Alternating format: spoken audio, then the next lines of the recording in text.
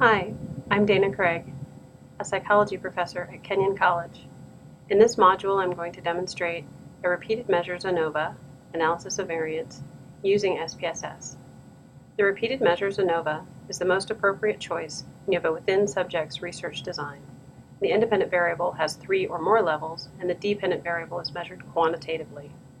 The most common within-subjects design is when the same participants have been tested over time. For this demonstration, I'm going to use data that was collected by one of my research students, Leah Sack, for her honors project. The aim of this project was to evaluate a training program for elementary school students. The program was designed to teach children how to use more effective questioning when problem solving. In the study, students were assessed before and after the training sessions and at 1-week follow-up.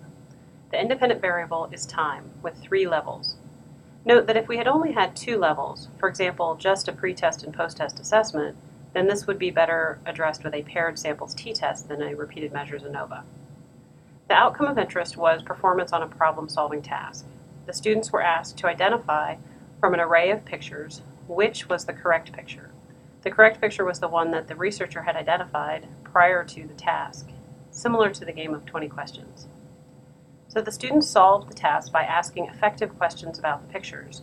Thus, the dependent variable represents the number of effective questions, or the proportion of effective questions, which we called constraint-seeking questions.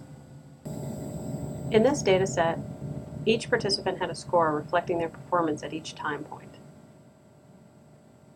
We have included for this demonstration only the summary scores for effective questions, though there was much more information in the original data set, including gender of the student, performance at different trials, proportion of less effective types of questions, etc. So for the pre-test, the post-test, and the follow-up, we have scores that represent the proportion of constraint-seeking questions. These are the questions that we've determined to be most effective. To conduct the repeated measures ANOVA, pull down the Analyze menu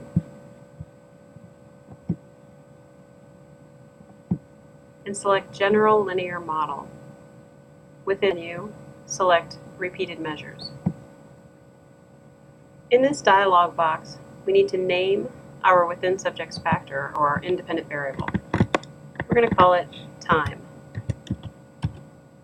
We also need to specify the number of levels of this variable, in this case 3. And we add this to our list of within-subjects factors. We could have additional within-subjects factors if we had a more complicated analysis or a more complicated research design that included multiple within-subjects independent variables. But in our case, we have one within-subjects factor that we need to define.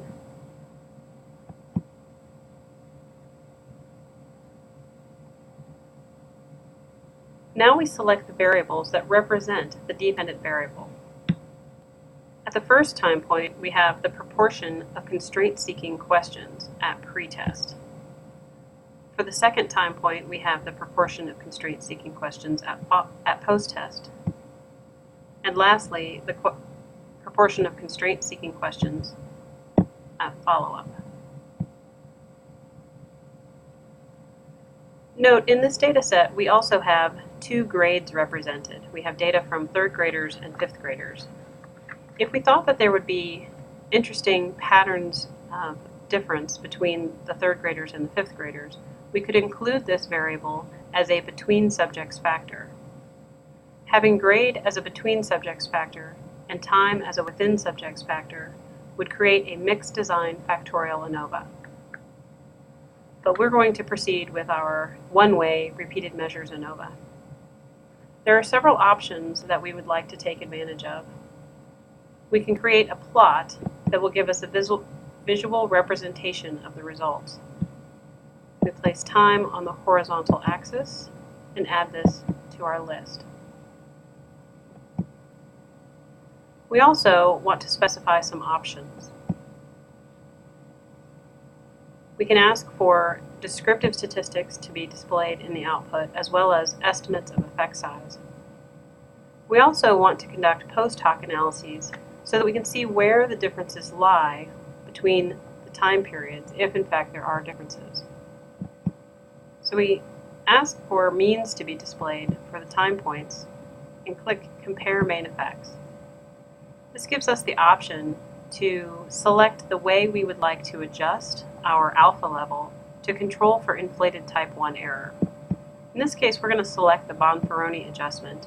It's a fairly conservative approach, and depending on your data set, you may want to use something different. You should consult your faculty advisor for information on that. All right, having specified all the details of our variables and requested plots and options, we click OK. In our output, the first box gives us a summary of the analysis that we've done. These are the 3 variables that represent the dependent variable across the 3 time points. The second box gives us descriptive statistics for each of the 3 time points.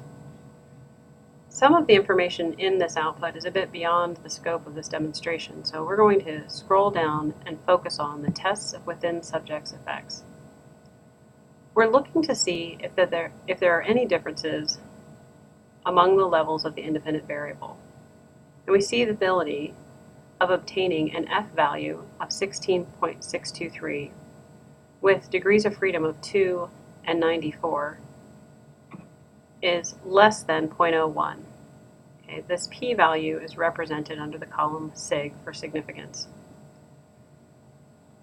You should note that p-values are never equal to 0 because we're never 100% sure that we've not committed a type 1 error. However, SPSS only shows 3 decimal values, so sometimes it might look like your p-value is less than 0, but it's not. The effect size is presented here as well. Clearly, there are differences in the students' performances across the 3 time points. In order for us to see where those differences lie, we'll scroll down to the pairwise comparisons.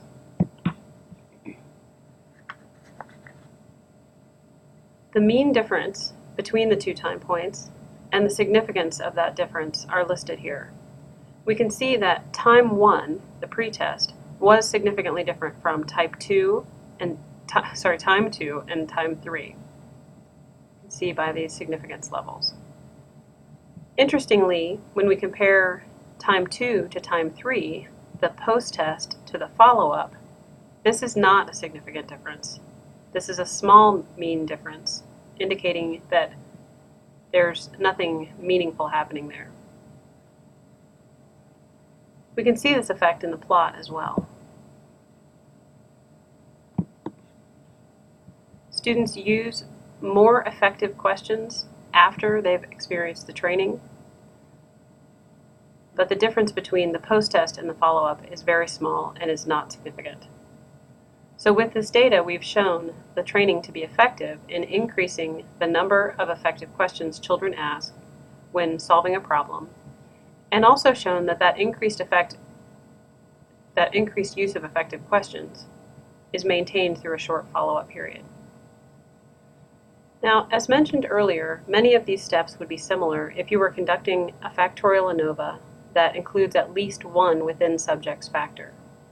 However, if you're conducting a factorial ANOVA in which all of the independent variables are between subjects' factors, what we would consider a traditional factorial ANOVA, then you should see the appropriate module demonstrating that test.